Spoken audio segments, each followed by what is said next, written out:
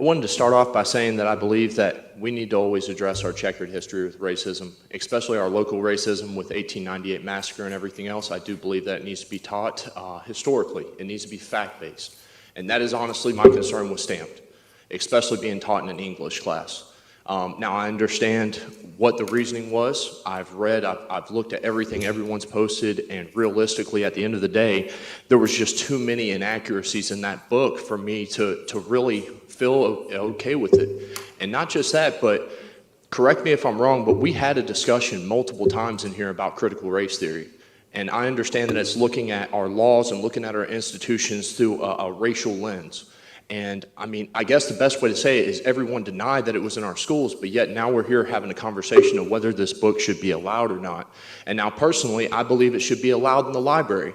I do. Now, there are certain books that I believe should not be allowed in our library.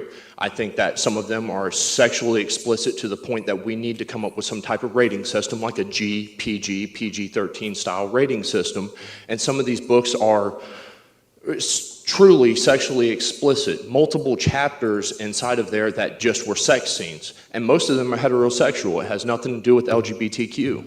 A lot of them. I mean, long story short, we've got issues, and I hope y'all don't spend all of our time in this community dealing with these issues. I hope that we can find something better, because realistically, this is getting rough. And I'm gonna leave you with this. Like, I mean, in that book, it falsely blamed Reagan's economic policies for the skyrocketing unemployment, which is factually untrue. It called the movie Rocky racist. Like, there was a lot of things in there that really rubbed me wrong. And I think if it was one thing, if we talked about the different institutional racism parts as part of history, fact-based, but unfortunately, we missed the mark with this. Y'all have a nice night.